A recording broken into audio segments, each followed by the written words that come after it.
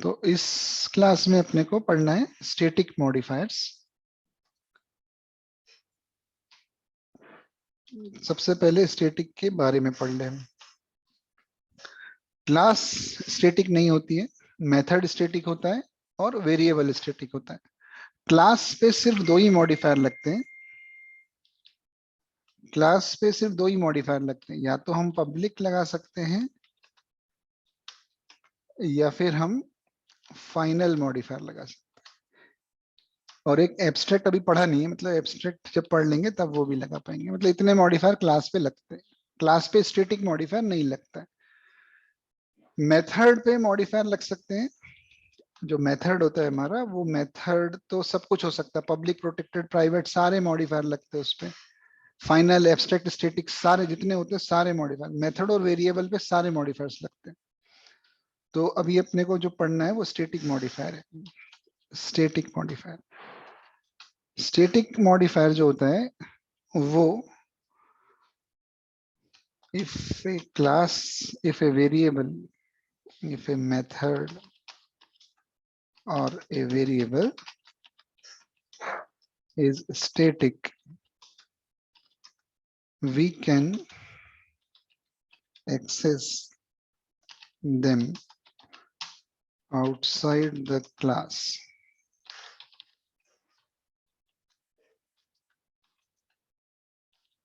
without object. सबसे पहली चीज ये फिर से गड़बड़ हो गई।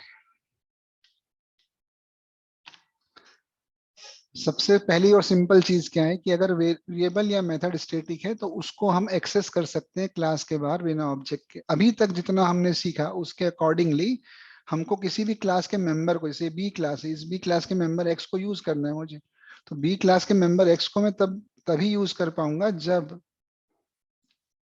मैं बी क्लास का ऑब्जेक्ट बना दूं।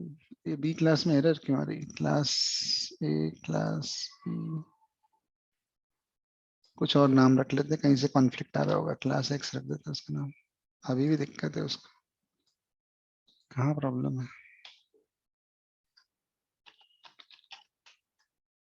क्लास डी,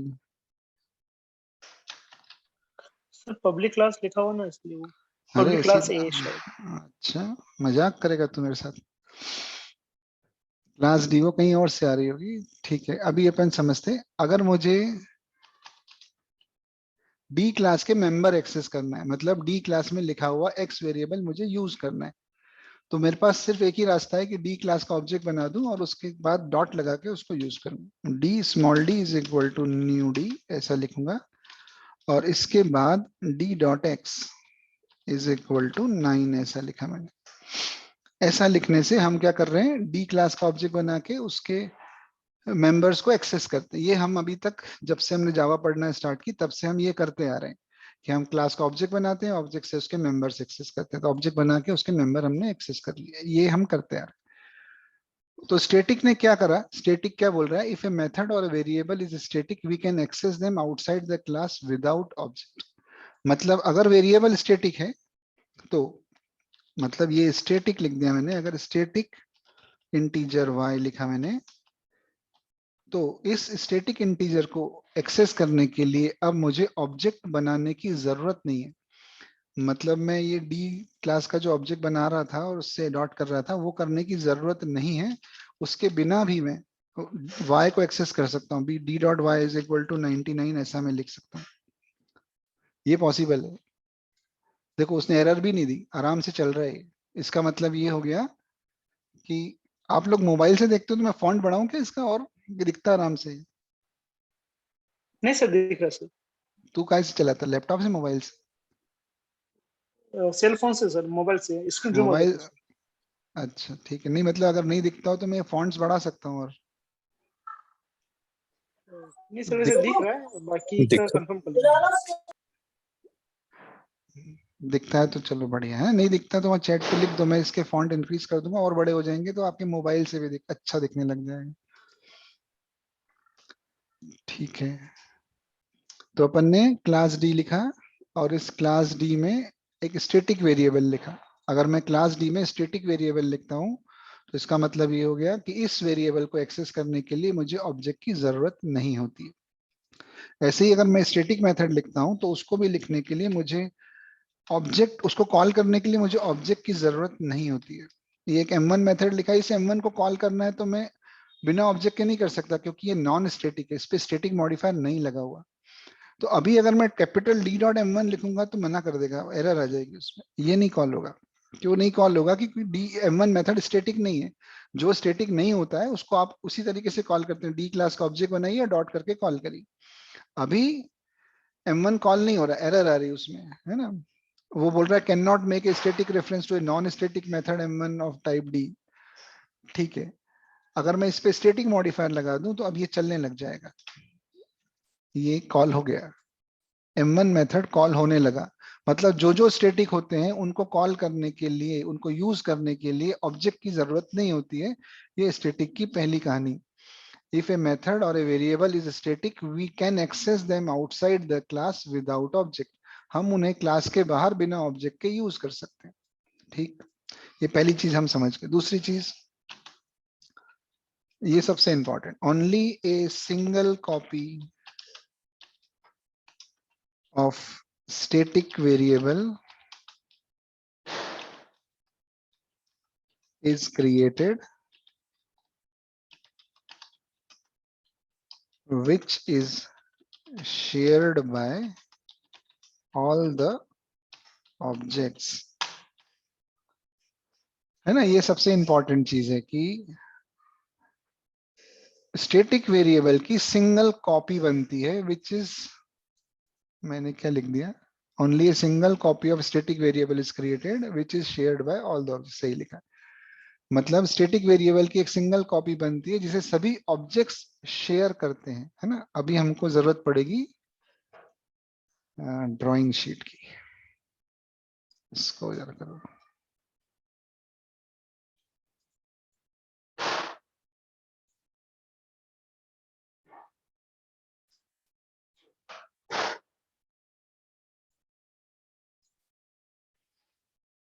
कहाँ है वो अपना कैल्की, कहाँ चला गया ये?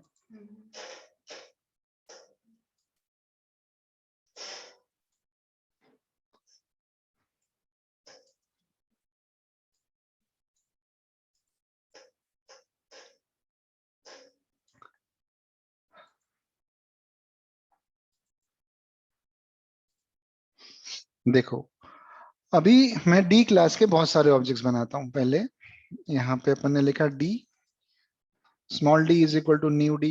फिर हम एक और बनाते हैं, D D1 is equal to new D. D class का एक ऑब्जेक्ट और बनाया। ठीक, इतने सारे बना दिए। D1 D1 dot x is equal to 88 कर दिया। D1 dot D dot x को 77 कर लेते हैं, ये सब हटा देते हैं। ठीक, अभी स्टैटिक यूज करना ही चालू नहीं किया मैंने, सिर्फ नॉन स्टैटिक की बातें कर रहे हैं। D small d is equal to new D. जब मैं D small d is equal to new D लिखता हूं तो मैं एक डी क्लास का एक ऑब्जेक्ट बनाता हूं। तो ये डी क्लास का एक ऑब्जेक्ट बना।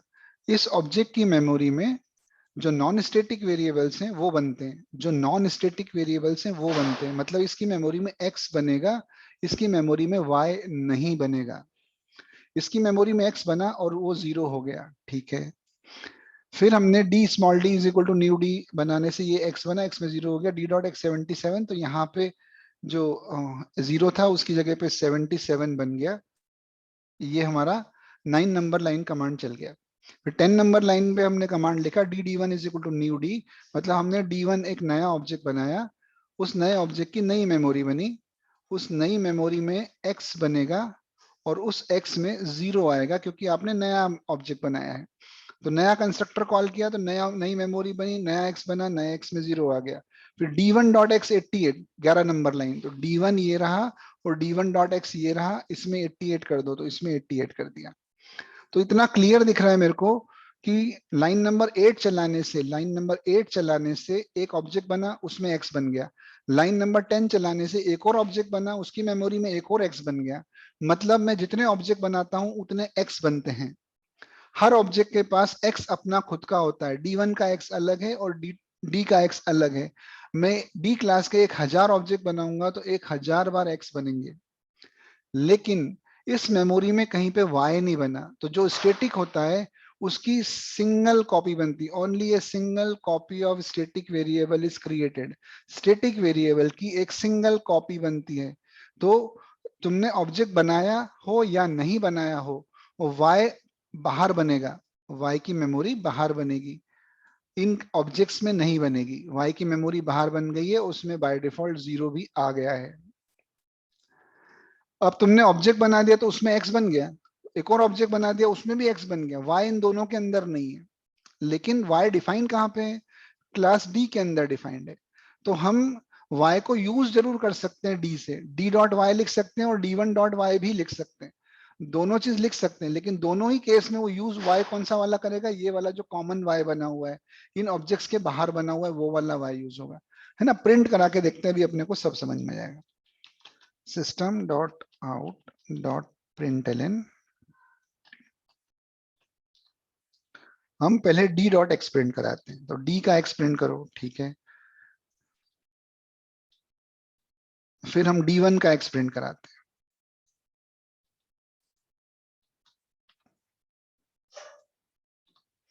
है ना। D1 का भी एक्स प्रिंट करा देते हैं, तो D1 का एक्स प्रिंट करा दिया। फिर D का Y प्रिंट कराते हैं और D1 का भी Y प्रिंट कराते हैं। D का Y प्रिंट कराते हैं और D1 का भी Y प्रिंट कराते हैं, है ना। ये चार चीज प्रिंट कराई। तो D का X 77, D1 का X 88, D का Y 0, D1 का Y 0, ऐसा कुछ आना चाहिए। रन करते हैं इसको।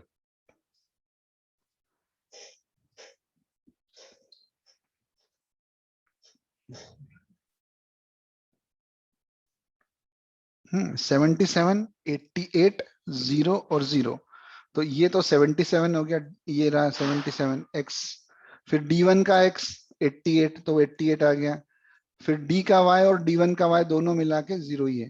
तो इसका ये मतलब हो गया कि अगर ये दोनों का y सेम है तो अपन एक काम करते हैं, D dot y is equal to 66 लिख देते हैं। तो स्मॉल d ने y को, ये जो लाइन नंबर 14 है, इसने क्या करा, अपन बोला y को 66 कर दो। तो स्मॉल d हो चाहे D1 हो, कोई भी हो, y तो यही वाला है। तो 66 यहाँ पे हो गया, ये 66 हो गया यहाँ पे। अब 66 वहां पे हो गया, तो D1 का y भी वही था और D का y भी वही था। तो अगर मैं D1 डॉट वाई प्रिंट करूंगा तो भी 66 से, और D डॉट वाई प्रिंट करूंगा तो भी 66 से, दोनों के लिए वो शेयरेबल है। तो अब अपन चला के देखते हैं, तो y एक ने चेंज किया लेकिन दूसरे के लिए भी चेंज हो गया वो। ये देखो दोनों में 66 आ रहा है। मैंने D1 D डॉट वाई को 66 करा और D1 डॉट वाई को प्रिंट कराया और D1 डॉट वाई भी 66 प्रिंट हुआ। मतलब D डॉट वाई ने जहां चेंज किया D1 डॉट वाई वही वाला y है। एकदम क्लियर दिख रहा है। ये y कहाँ से आया? यहीं से आया, और इसका y भी वहीं से आया, दोनों y एक जगह से ही आ रहे हैं। इसका मतलब y कॉमन है। तो यही तो लिखा है हमने, only a single copy of static variable is created which is shared by all the objects। जो स्टैटिक वेरिएबल होता है उसकी एक कॉमन मेमोरी बनती है, उसे सभी ऑब्जेक्ट्स शेयर करते हैं। ये D का y भी यही है और D1 का y भी वही है, दोनों के y वही है, y अलग अलग नहीं है। और जो नॉन स्टैटिक होता है उसकी उतनी कॉपीज बनती हैं जितने ऑब्जेक्ट्स होते हैं, हर ऑब्जेक्ट के पास x अपना खुद का होता है। तो नॉन स्टैटिक वेरिएबल शेयर नहीं किया जाता, और स्टैटिक वेरिएबल शेयरेबल वेरिएबल होता है, उसे शेयर करना होता है। तो जब भी डेटा शेयरिंग करना होगी तब स्टैटिक वेरिएबल बनाएंगे, और जब डेटा शेयर नहीं करना होगा तब नॉन स्टैटिक वेरिएबल बनाएंगे। ठीक, तो ये स्टैटिक का कंसेप्ट है ना। इसको मिटा दूं, आपको कुछ पूछना हो तो भी पूछ लो। अगर अपन d1 डॉट वाई करके और से वैल्यू दे दें तो क्या होगा? D1 डॉट वाई को करते हैं ना, D1 dot y is equal to 11 लिख दिए। तो जैसे अपन ने 15 नंबर लाइन चलाई तो D dot y is equal to 66 हुआ, तो वहां पे 66 हो गया। फिर 16 नंबर लाइन चली, D1 dot y is equal to 11, तो ये 66 को मिटा देंगे और 66 की जगह पे यहाँ पे 11 आ जाएगा। तो वहीं पे 11 हो गया। अब डी डॉट वाई प्रिंट करो तो भी 11 है, और डी1 डॉट वाई प्रिंट करो तो भी 11। अब दोनों का आंसर 11 आ जाएगा। तो मतलब ये नंबर लाइन पे डिपेंड रहता है। नंबर लाइन पे मतलब कौन सी नंबर लाइन पे लिखा है, 15 पे लिखेंगे तब 15 तक वो 66 था और अगली हाँ लाइन में बदल गया। हाँ, मतलब जिस जगह से बदल दिया उस जगह से बदल गया वो। तो सीक्वेंस में चलता है ना कोड, यहाँ इसके बाद ये चला, इसके बाद ये चला। ठीक है, तो यहाँ पे तुमने 11 कर दिया, इसलिए दोनों जगह 11 हो गया। तो y कॉमन है, स्टैटिक वेरिएबल कॉमन होता है, और नॉन स्टैटिक वेरिएबल सबके पास अपना अपना होता है। तो ये अपन ने समझ लिया।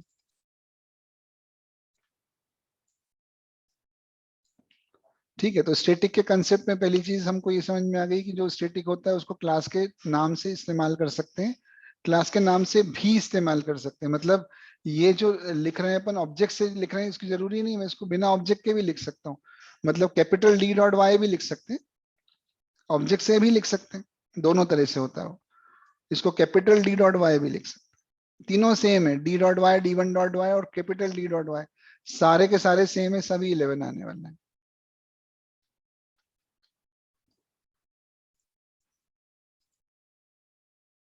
तीनों 11 है, मतलब सबको एक ही वेरिएबल को शेयर करना है, किसी के पास कोई सेपरेट वाई नहीं है, वाई एक ही है। तो स्टैटिक हम समझ गए कि जो स्टैटिक होता है वो शेयरेबल होता है, एक कॉपी बनती है, सारे ऑब्जेक्ट शेयर करते हैं, उसको क्लास के नाम से कॉल कर सकते हैं, ऑब्जेक्ट बनाने की जरूरत भी नहीं होती है। फिर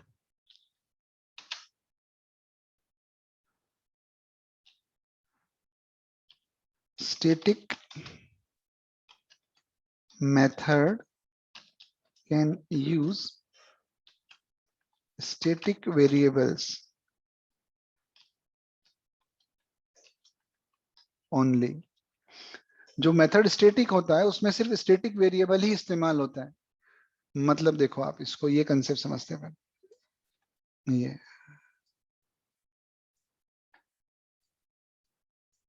डी क्लास में M1 लिखा हुआ है, बहुत नॉर्मल सा है, हम रोज लिखते हैं ऐसा। हम यहाँ पे system dot out dot println x लिखें या x इज इक्वल टू 90 लिखें, कोई बड़ी बात नहीं है, ये हम कई बार कर चुके हैं कि क्लास का वेरिएबल उस क्लास में कहीं पे भी इस्तेमाल करो। तो डी क्लास में कहीं भी x यूज कर सकता हूँ, तो ये x यहाँ लिखा और यहाँ पे यूज कर लिया मैंने, कोई प्रॉब्लम नहीं। वेरिएबल नॉन स्टेटिक था, मेथड भी नॉन स्टेटिक था, तो उसने x को यूज कर लिया। अभी हमने कंसेप्ट क्या लिखा, static method can use static variables only. मतलब अगर मेथड के ऊपर स्टैटिक लगा होता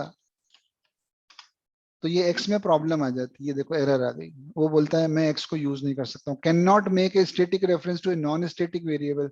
मतलब मैं M1 मेथड क्योंकि स्टैटिक है, उसके अंदर तुम x को इस्तेमाल कर रहे हो, तो x का स्टैटिक होना जरूरी है, बिना स्टैटिक हुए x को इस्तेमाल नहीं कर सकते हो।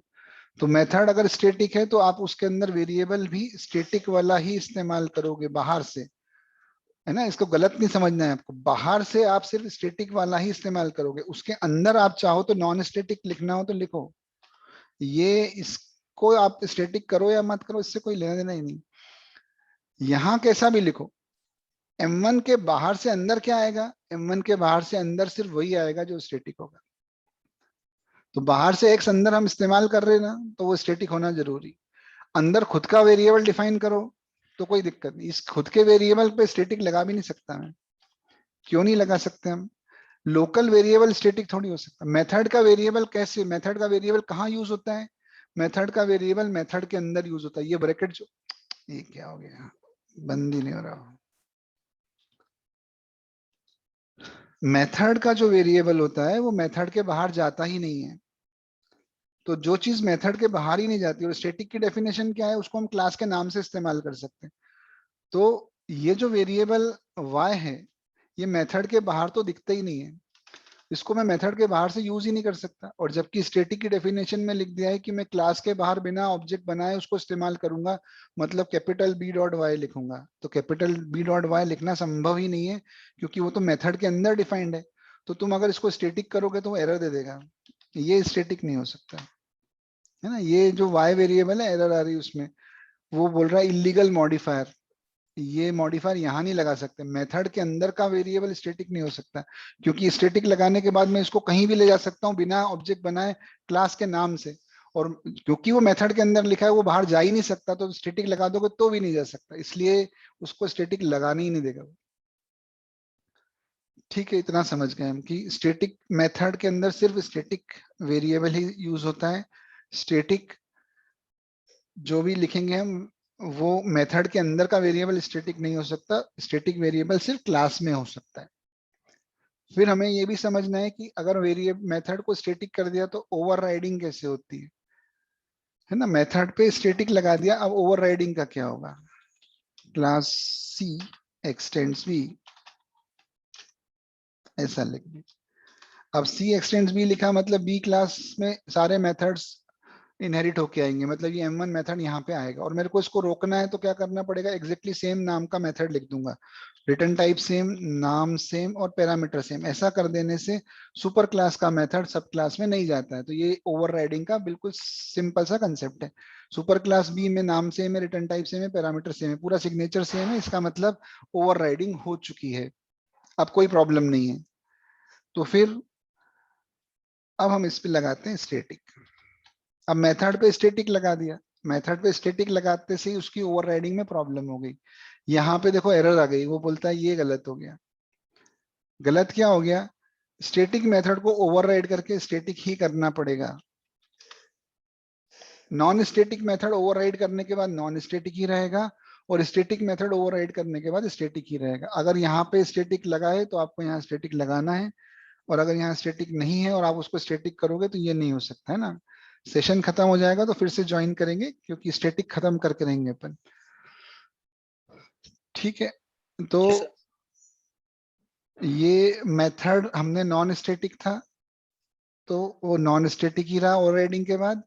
स्टैटिक होता तो वो ओवरराइडिंग के बाद भी स्टैटिक ही करना पड़ता उसे।